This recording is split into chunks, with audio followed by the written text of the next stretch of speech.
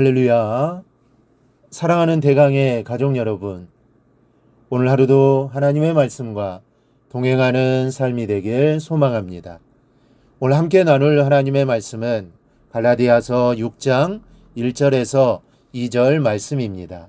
형제들아, 사람이 만일 무슨 범죄한 일이 드러나거든 신령한 너희는 온유한 심령으로 그러한 자를 바로잡고 너 자신을 살펴보아 너도 시험을 받을까 두려워하라. 너희가 짐을 서로 지라. 그리하여 그리스도의 법을 성취하라. 아멘. 이 경상도에서 자란 분들은 쌀 발음을 잘 못합니다. 아무리 가르쳐줘도 여전히 살이라고 합니다. 그래서 경상도 토박이들을 알아내려면 쌀 발음만 확인하면 정확합니다. 이스라엘의 이 사투리 때문에 비참하게 죽임을 당한 사람들이 있습니다. 사사기 12장을 보면 피비린내 나는 동족 상잔의 비극을 보게 됩니다. 기생의 아들이던 길앗 사람 윕다가 사사가 되어 암몬과의 싸움에서 대승을 거둡니다. 그런데 이 전쟁에 자신들을 부르지 않았다고 에브라임 사람들이 와서 시비를 합니다. 결국은 칼부림으로 이 시비가 매듭지어집니다. 드세게 시비를 걸어왔지만 에브라임은 윕다가 이끄는 길앗의 상대가 될 수 없었습니다.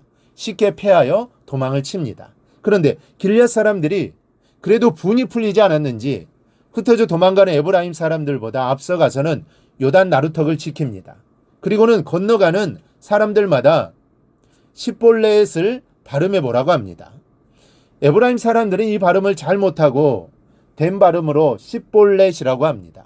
그래서 한 사람도 죽음을 피하지 못하고 몰살을 당하고 말았습니다. 그때 죽은 사람의 숫자가 42,000명이었습니다. 죽은 사람에게는 안 됐지만 에브라임 사람을 구별하기는 것은 참 쉽습니다. 십볼렛이면 그 자리에서 당장 확인이 되는 것입니다. 우리가 복음을 수없이 외치지만 잘 구분이 되지 않는 것이 율법으로 사는 사람과 복음으로 사는 사람입니다. 속에 감추어져 있는 부분이기 때문이죠. 자신조차도 내가 율법으로 사는 사람인지 복음으로 사는 사람인지 구별을 못합니다. 그러나 율법으로 사는 것과 복음으로 사는 것은 전혀 다릅니다. 분명히 구분하며 살지 않으면 안 됩니다. 그렇다면 어떻게 구별할 수 있을까요? 그것은 다른 사람의 죄에 대하여 어떻게 반응하느냐를 살피면 곧바로 알 수가 있습니다. 이것이 율법으로 사는 것과 복음으로 사는 것의 구분점입니다. 첫째로 율법으로 사는 사람은 이렇습니다. 죄를 보면 율법은 당장 두드러기가 납니다. 율법은 죄에 대한 알레르기를 가지고 있습니다. 반응이 아주 심합니다. 죄만 미워하는 것이 아니죠. 죄를 지은 사람까지도 도저히 용서할 수 없는 죽일 놈으로 바라봅니다. 그래서 죄를 지은 사람을 보면 비난하는 자세를 가집니다. 상당히 예리하게 자신의 이성의 날을 세워서 그 잘못을 가려내어 비판을 가합니다. 그런데 거기에서 끝나는 것이 아닙니다. 그런 다음에는 다른 사람이 그 죄에 오염될 것이 두려우니 그 죄인을 격리시켜야 한다고 주장합니다. 그리고는 따돌리기 시작합니다. 그래서 율법으로 사는 사람들은 죄에 빠진 사람과 대화가 되지를 않습니다.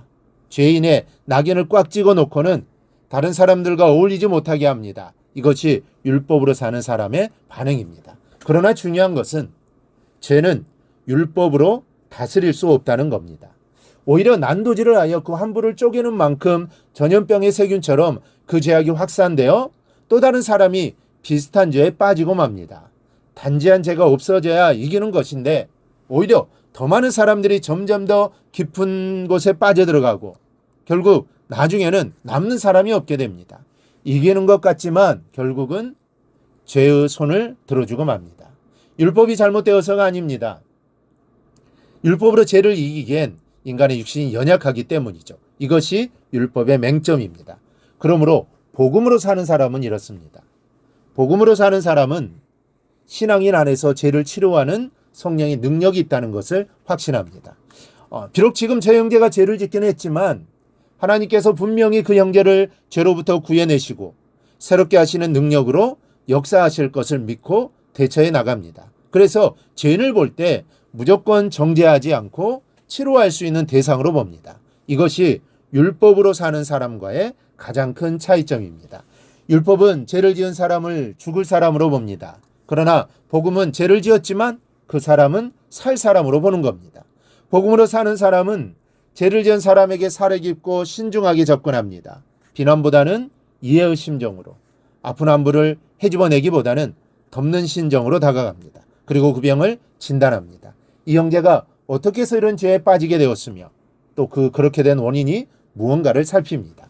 그러나 죄를 죄가 아닌 것으로 말하지 않습니다. 죄는 죄이기에 버려야 하지만 사람은 살려야 할 것으로 보는 것이 죄인을 대하는 복음의 기본 자세입니다. 그리고 어떻게 하면 이 사람이 이 죄에서 빠져나와서 다시는 그 죄를 반복하지 아니하고 온전한 삶을 회복할 수 있는지 그 방법을 함께 찾아갑니다.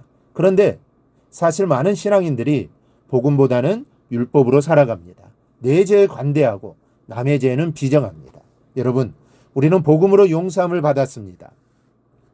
그러니 복음으로 살아야 합니다. 율법으로 살아서는 안 됩니다. 율법으로 형제를 대해서는 안 됩니다. 그렇기에 형제의 죄에 대한 우리의 자세는 복음이어야 합니다.